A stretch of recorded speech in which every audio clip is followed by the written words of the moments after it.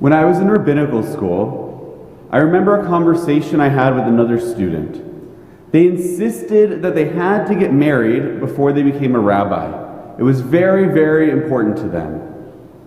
Their reasoning was, how could they counsel others, couples that come to them preparing for their wedding or going through issues in their relationship, if they could not relate to those experiences firsthand?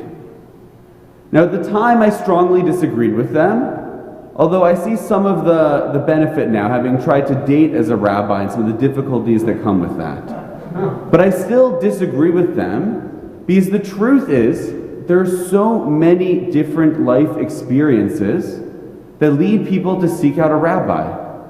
And over my years here at Beth Tikva, I've spoken to people about personal issues, things they've faced with retirement, and I'm not retired yet myself, even if I'd like to be, or issues with their grandchildren.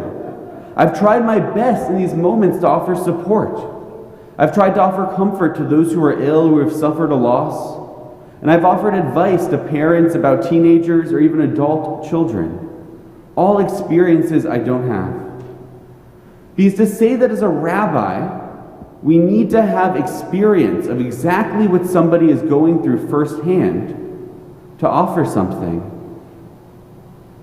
It's to fundamentally misunderstand what it is that a rabbi does. People don't go to a rabbi for the rabbi's personal opinion. They go to a rabbi to get wisdom from the tradition. As rabbis, we don't speak for ourselves, but we speak for the generations and generations of sages and even prophets who came before us. So the job then of a rabbinical student isn't to check off as many boxes of different life experiences as you can, but to learn and to study as much as you can, so that you can connect others, those in need, with wisdom that's been passed down through generations. Now that said, of course you interpret, you share Torah through the lens of your own experience. So I'm very excited that just a week from tomorrow, I'll be able to speak to my wedding couples with a new perspective as somebody who is married myself.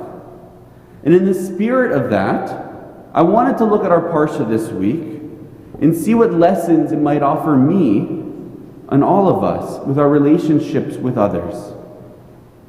Now, the first lesson is a very easy one, an obvious one, but it's incredibly important, so I ask for your attention. Listen carefully. As a husband, there are times that we make mistakes, I'm sure. There are times all of the husbands in the room that have made mistakes are watching at home. So what is it you do when you make a mistake? The answer is clearly there in the Torah. It's right in the text. You blame your wife. She gave me the apple.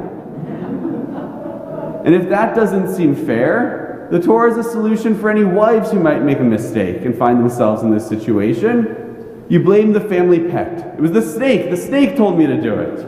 Right? Today we blame the dog. But seriously, look for a moment at Adam and Eve in the story. How do they respond when they're faced with a mistake that they made? What do? They both blame others.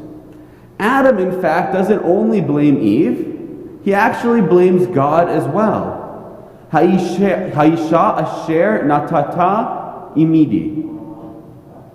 The woman that you placed at my side. Adam blames God for his sin. It's God's fault since God created Eve. And what happens next? Eve blames the serpent. Nobody takes responsibility, and the result is that paradise is lost. But things get even worse as the story goes on, because they raise another generation that has also learned to not take responsibility. What happens with Cain and Abel? Cain brings an offering to God, and so does Abel. Regarding Abel's offering, the Torah says it was the best of his flock, the nicest. And regarding Cain's offering, we find the absence of such description. God likes Abel's offering more than Cain's, and Cain is distraught. But God speaks to Cain. God tells Cain in verse 7 of chapter 4, if you do right, you can rise up, but if not, sin waits by the door. Nachmanides translates for us what God is saying. God says to Cain that if he tries harder, he can be better than his brother. But he has to be willing to try harder. It's no mystery why one offering was pleasing to God and the other wasn't. Abel brought the best he had to give God, and Cain phoned it in. But rather than taking responsibility, trying to better himself, listening to God's message, he hasn't learned the same lesson that his parents didn't know. And we know what happens next, perhaps the greatest tragedy in the Torah. We all make mistakes.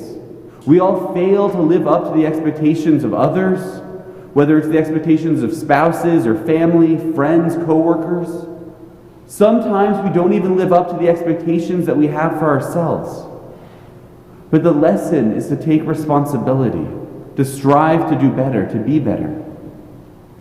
In every relationship, we'll at times disappoint the other person. And at times, the other person will disappoint us. But bruises can heal if we're willing to take responsibility for our role. The next lesson comes from the warning about the tree of knowledge. God commands they must not eat of the tree of knowledge or they will die. But later, when speaking to the serpent, Eve recounts God's warning. Lo tolchu mimenu velo tigu bo. Don't eat from it and don't touch it. In the Midrash, Rabbi Chia teaches that you cannot make a fence more than the principal thing, because the danger is that it will destroy the very thing you are trying to protect. When you make something larger, it endangers it. The Midrash teaches that by expanding on what God said, by adding to the conversation, making it about something else, the snake had this opportunity to lure Eve into sin. God only said, don't eat it. But Eve heard, don't eat it or touch it. The lesson then is about listening. Listening to what somebody said carefully and responding to that alone. Too often we don't hear what a person says, but we hear what we really think they meant. Right? Have you been in that situation? We read deeper into their words, but what we're reading is something in us and not them. A conversation about something mundane can morph into something much, much larger. As psychologist Dr. Sue Johnson puts it, attachment needs and the powerful emotions that accompany them arise suddenly. She warns that they can catapult a conversation, causing it to intensify to a place that can damage and harm any relationship.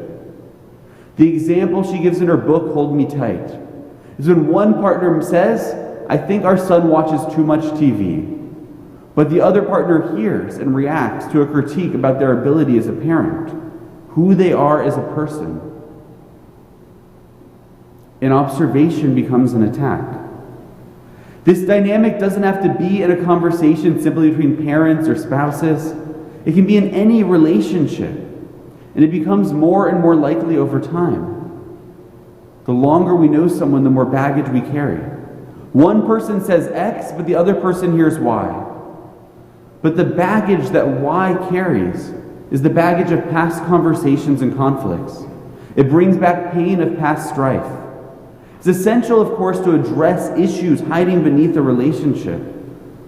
But at the moment is not the place, because the response is out of proportion to what was said.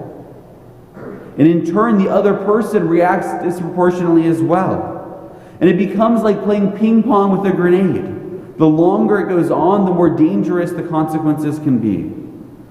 The lesson is to listen carefully to what someone says. When we feel ourselves reacting to something, to pause and ask ourselves, is that what the other person said? Or is that some feeling that is inside us? A third lesson in our parsha is the two stories of creation. In the first story, God creates the world in 7 days. And in the second, God creates the Garden of Eden. And both stories have similarities and yet differences.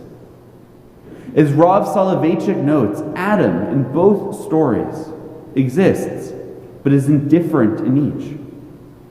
In his book, The Lonely Man of Faith, Rav Soloveitchik refers to them as Adam 1 and Adam 2. Adam 1 is, for simplicity's sake, an extrovert. He goes out into the world on a creative quest to master the universe God created. Adam 2, on the other hand, is an introvert. He's humble and he's quiet. He seeks mastery not over the world, but over himself. And the problem is that the person in each story is different, and yet they're the same person. Each represents a different side of Adam. And the truth is that every single person has multiple sides to their personality. But the danger is too often in life we forget this. According to psychologist Dr. Jeffrey Bernstein, we put labels on the people in our lives, and that can hurt our relationships. He explains that by labeling someone, we focus on those aspects of their personality, and we forget that they're a much more complicated human being. We start actually to only see things that confirm the label we've already placed, and we ignore behaviors to the contrary. Think of when teachers label a student as difficult. It doesn't help. It makes that student much more difficult. Or we label one of our coworkers as lazy or our neighbors as mean. We start to only see them in that way, to ignore actions to the contrary. And even more than that, the other person, the person that we've labeled, starts to see themselves through that label and starts to act accordingly. How many of us have been guilty of saying to a person, whether a partner, a sibling, a parent, a child, anyone, you always do such and such? But the truth is that nobody always does anything. Like Adam 1 and Adam 2, we might recognize one side of a person more easily than another. But the truth is that nobody is only one thing.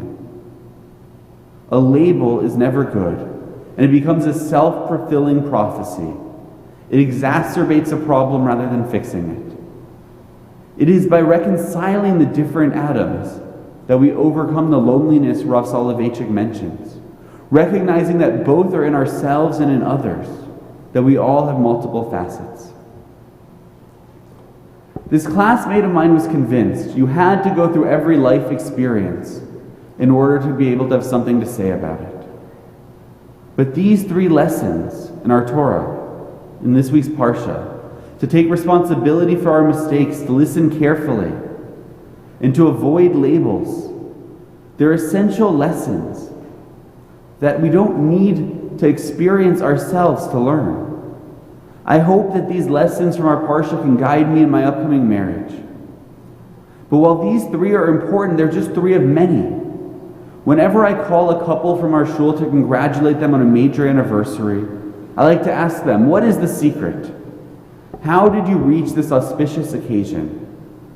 And I'm not surprised by how many different answers I receive. Because the truth is there is no single answer. There is no single secret. But perhaps surprising is that I've yet to hear an answer that I don't think can be found in our tradition. Because at the end of the day, the Torah, Judaism, it's about how we interact with others. Not just how we relate to a spouse, but to our families, to our friends, to our community, to humanity. Most of all, how we relate to God. The essence of Judaism is about relationships. And as we start this week, reading the Torah anew, looking back to it for its wisdom, I hope that we can all find in it teachings and lessons for our lives. What is it that God says after creating Adam? Lo tov heyot ha'adam levado. It's not good for man to be alone. This Shabbat I ask that God help us to hear the wisdom of our tradition, that God helps us to live its lessons for the betterment of our relationships and our lives. And please God, someday may some young rabbi, fresh out of rabbinical school, call me to wish me a mazel tov on my auspicious occasions and anniversaries.